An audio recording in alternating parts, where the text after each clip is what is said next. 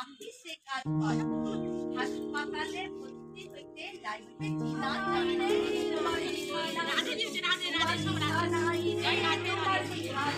দিনটি ছিল রবিবার, বছরের প্রথম।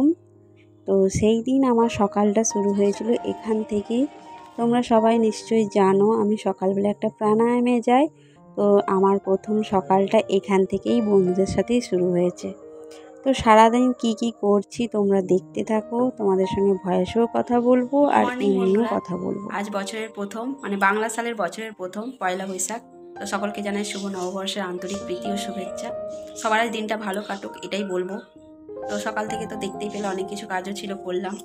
আর আজকে আমাদেরও একটা জায়গায় যাওয়ার প্ল্যান ছিল, ভেবেছিলাম যে একটু ঘুরতে যাবো, যেহেতু আজকে প্রথম দিন, বছরের প্রথম দিনটা একটু ভালোই লাগে যেতে, একটু অন্যরকম লাগে, স্পেশাল লাগে। অন্য দিন হলেও তো যাওয়া যেতে পারে, অন্য দিনও কি যাওয়া যায় না, যাওয়া যাবে, কিন্তু আজকের দিনটা কাজে যেন খুব একটা অন্যরকম মনে হয়। তো তারপরে দেখলাম হাজব্যান্ডের সময় হবে না আজকে। তো দেখা যাক কালকে 2 তারিখ, কালকে যদি সময় হয় কালকে একবার বেরোবো। তো এখনও ঠিক করিনি কালকে যেতে পারবো কি না। আজকেই খুব ইচ্ছে ছিল একটু মন্দির টন্দির যাওয়ার, পুজো দেওয়ার, একটু ঘোরার ইচ্ছা ছিল, কিন্তু কিছুই হয়নি। যাই হোক, সকালটা ওখানে গিয়েছিলাম, ওটা সেরে চলে এসেছি। ওখান থেকে এসে এবারে সমস্ত কাজগুলো করব, আর একটু করে তোমাদেরকেও শেয়ার করব, কারণ রান্নাবান্নাও করতে হবে, আরও অন্যান্য কাজও আছে। পয়লা বৈশাখ বলে তো আর সারাদিন বসে শুয়ে কাটিয়ে দিলে তো আর হবে না, কারণ অনেক কাজ থাকে। আমাদের যেখানে মন্দির আছে পুরনো বাড়িতে, সেই মন্দিরেও পুজো দিতে যাওয়ার কথা ছিল, সেখানেও এখনও যাওয়া হয়নি, দেখা যাক কী হয়। এই তো সবে 10টা মনে হয় বেজে গেছে।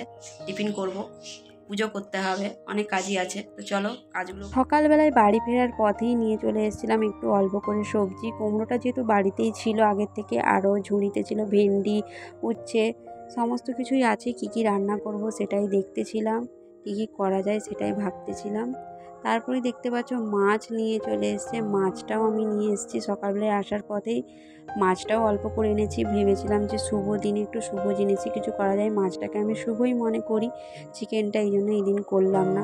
তো সমস্ত কিছু এনে আমি এগুলোকে ভালোভাবে বের করে নিয়েছি। এবারে একটু বিছানাটা গুছিয়ে নেব, যেহেতু আমি ছিলাম না।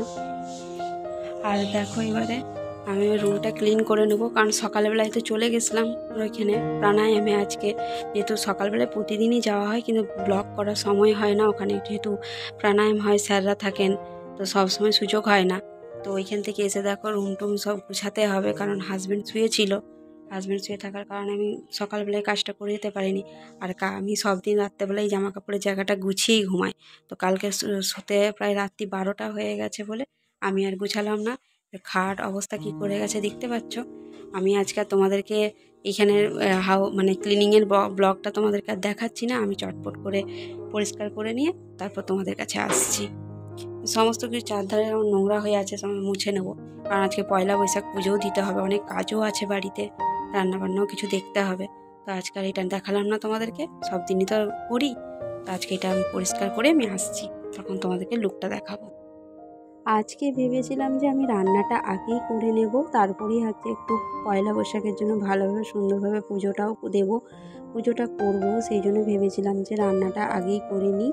তো সেই জন্য রান্নাটা চাপিয়ে নিয়েছি। আর গরমের দিনে না একদমই ভালো লাগে না হিজিবিজি তরকারি রান্না। তো ভেবেছিলাম যে একটু পুঁই শাকের ঘন্ট বানিয়ে নেব, আর মাছটার একটু কালিয়া বানিয়ে নেব, দিলেই হয়ে যাবে। আর আমাদের বাড়িতে না একটা তরকারি দিয়ে ভাত খেতে বেশ ভালোবাসে সবাই। তো সেই জন্য হিজিবিজি করলাম না। আগের দিন যেহেতু ভাজাও খাওয়া হয়েছে, অনেক কিছু ভেজেছিলাম, তো ভাবলাম যে আজকে একটা তরকারি ভাতই করি। তো সেই জন্যই আমি দেখতে পাচ্ছ পুঁই শাকগুলো, সবজিগুলোকে আগেই ধুয়ে ভালোভাবে চাপিয়ে নিয়েছি, আর শাকগুলো ওপর থেকে দিয়ে দিচ্ছি। দেখতে পাচ্ছ শাকগুলো একদমই কড়াই ধরছিল না। তো ওইদিকে রান্নাও হচ্ছে, আর এদিকে দেখো আমার বেডটা, আমার রুমটা মানে বেডরুমটা গুছিয়েও নিয়েছি, সেটাও তোমাদেরকে একটু দেখিয়ে দিলাম। তো আজকে খুবই তাড়া ছিল, তার জন্য যতটা সম্ভব পেরেছি করেছি। আর ওইদিকে দেখতে পাচ্ছিলে যে আমি তখন শাকটা দিয়েছিলাম, কড়া থেকে পুরো উপচে পড়ছিল। এখন দেখো শাকটা কেমন নেতিয়ে অল্প হয়ে গেছে। শাক জিনিসটা এমনই, তখনই ভেবেছিলাম যে এই হয়তো কড়াই হবে না, আমি জানতাম যে এটা একটু ভাপ দিলেই কমে যাবে। তো পুঁই শাকের ঘন্ট করেছি সমস্ত কিছু সবজি দিয়ে, শসা ছিল, কুমড়ো, আলু, বেগুন ছিল, বেগুনটা দিইনি তবে অবশ্য, অল্প কিছু সবজি দিয়েই ভালোভাবে বানিয়েছিলাম, আর রান্নাটা খুবই সুন্দর হয়েছিল। আর এইদিকে দেখতে পাচ্ছ ওয়েদারটা খুবই ঝলমলে, মানে খুবই সুন্দর ওয়েদারটা ছিল, একদম পুরো গরমও ছিল না, একদম বাতাসটা খুব ভালো লাগছিল। আর আমাদের যেহেতু পুকুরের পাড়ের উপরেই বাড়িটা, আর রান্নাঘরটা একদম পুকুরের বাতাস খেতে খেতেই আমার রান্না হয়ে যায় সুন্দর, তো কোনো অসুবিধা হয় না। এই তো তরকারিও হয়ে গেছে আর ভাতটাও প্রায় হয়ে গেছে। এগুলো সমস্ত কিছু গড়িয়ে নেব, কারণ বেলাটাও বাড়ছে, তাড়াতাড়ি পুজোও করতে হবে।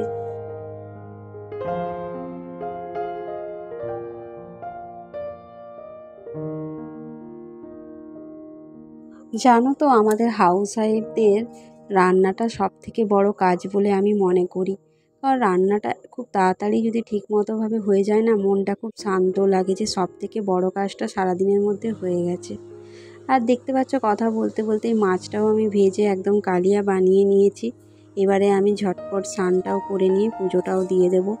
বাড়িতে মন্দিরে পুজো দেওয়া, মন্দিরের পুজো হয়ে গেছে, আর এটা হচ্ছে বাড়ির মধ্যে পুজোটা করছি। বাড়ির মধ্যে খুবই বেলাও হয়ে গেছিলো সমস্ত কাজ সেরে পুজোটা করতে। নববর্ষের দিন এত বেলা করে পুজো করাটা একদমই ঠিক ছিল না, তো তাও হয়ে গেছে, আর কি করব।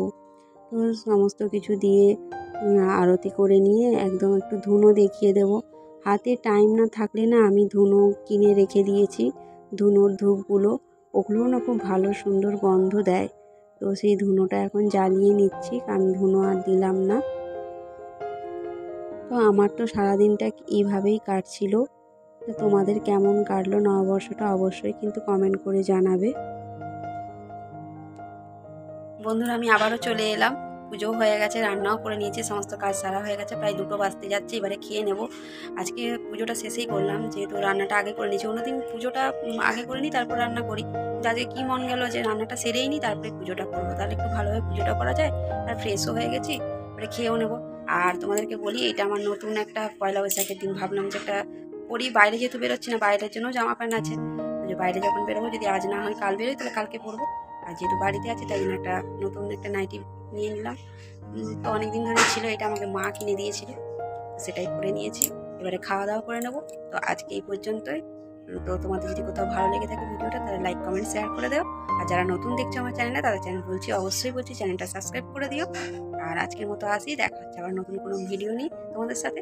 তো এখন টাটা, ভালো থেকো, ততক্ষণ সুস্থ থেকো।